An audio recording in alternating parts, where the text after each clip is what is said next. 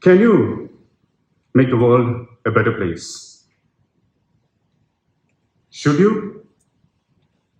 That's a question for you to debate. Can you? That's a question that may sometimes fill you with self-doubt. What can I, one person out of the 8.2 billion, do? I'm not rich, I'm too young, I'm too old. I'm not a social activist. I do not have enough resources, expertise. When God doesn't grant you miracles, remember that you are the miracle He sent for someone else. A powerful statement by Nick Vujicic, the man behind Life Without Limbs, Born Without Legs or Arms. Today, I would like to talk to you about 3 challenges facing humanity and 3 stories of people, ordinary people coming together to create something extraordinary. Challenge 1, hunger. How many of you here who have skipped a meal and felt irritable? Now imagine feeling that every single day. Did you know that every 4 seconds, someone in this world dies of hunger? According to Oxfam, 821 million people in this world face chronic food deprivation. 135 million people in this globe face crisis level of hunger. 42 million people in 43 countries, they are standing on the absolute brink of starvation. United Nations Sustainable Development Goals lists zero hunger as one of its top goals to be achieved by 2030.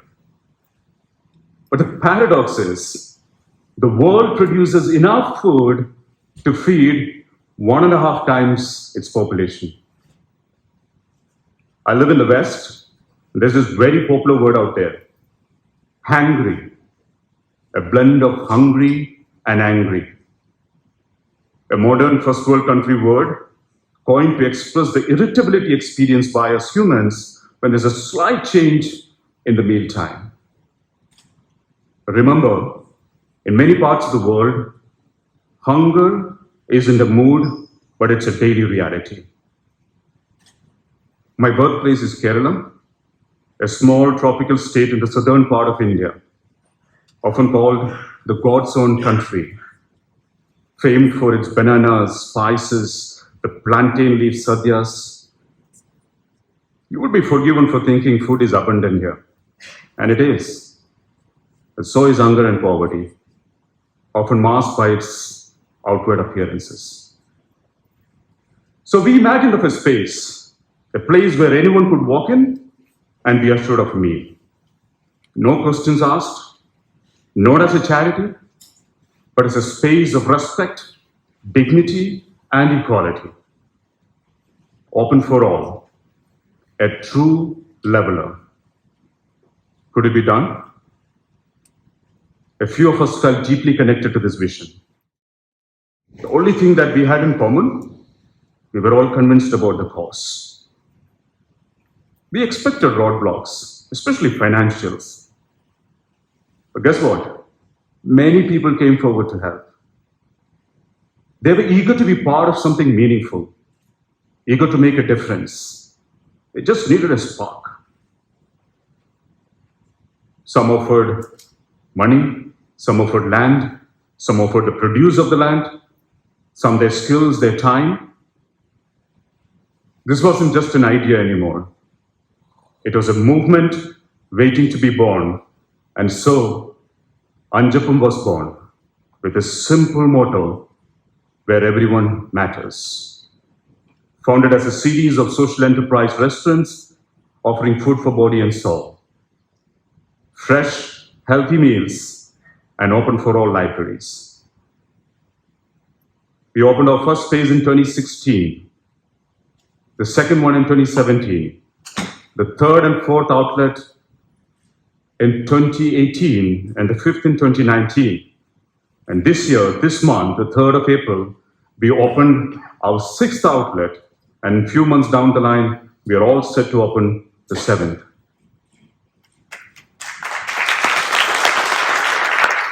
In Anjappam, there is no bills, no bill counters, no barriers of money, caste, creed, region, religion, just a contribution box. If you can afford to pay for your meals, good. If you can't, you needn't. But no one will ever leave Anjappam hungry, and that's our singular goal. And after dining hours, Anjappam transforms. Our spaces become community hubs, libraries filled with books, stories, conversations. And over these years, we have met all kinds of people. A mother who walks miles daily to reach Anjappam to collect meals for her bedridden son. A father of 3 who lost his job comes to Anjappam to fill his stomach with his one-time meal so that he can spare his share of food for his family. An elderly man who once lived in the streets now finds food and shelter with us.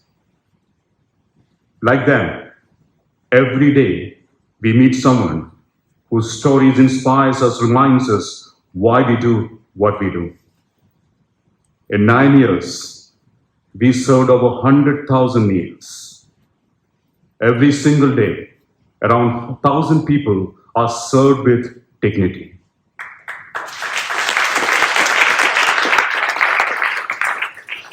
What we began as a small response to hunger has become something bigger. A voice of conscience, a spark for change. Our journey has been more complex than we imagined, but it has been way easier than we expected. Challenge number 2, disconnect from nature. Have you ever gone to a beach or a garden and found yourself gazing at the expanse of the water or the greenery, lost in some strangely calm thoughts? The blue mind theory proposed by the marine biologist and the best-selling author, Dr. Wallace Nichols, suggests that being close to water, be it an ocean, a river, a lake, no, even a swimming pool, induces a meditative state in us, a deep sense of well-being, and he calls it the blue mind. Nature lets us open ourselves to mysteries beyond comprehension. Our interconnectedness with nature is not limited to plants, trees, or the countless species that we share the universe with, but also the elements that define existence. Wind, water, earth, fire. These elements are woven into the fabric of our lives, shaping and sustaining us. But the pain of the modern society is the disconnect from nature. As cities rise, the green shades shrink. In Kochi, a city in Kerala, this was fast becoming a reality. A decade ago, there was more green, more calm. Along with the loss of nature, it felt like we were also losing a bit of ourselves. We were becoming less mindful, more exhausted, less quiet, more chaotic.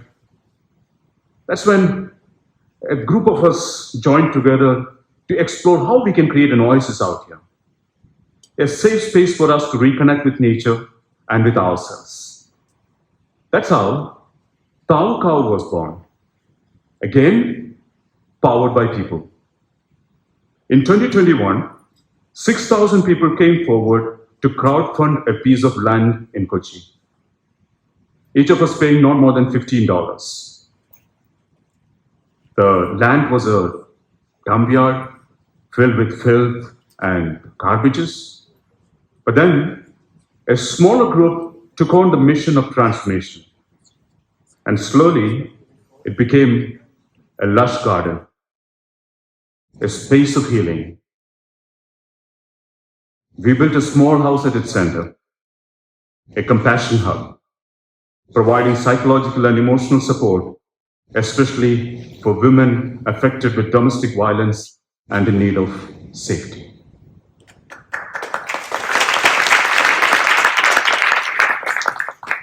Challenge 3, isolation.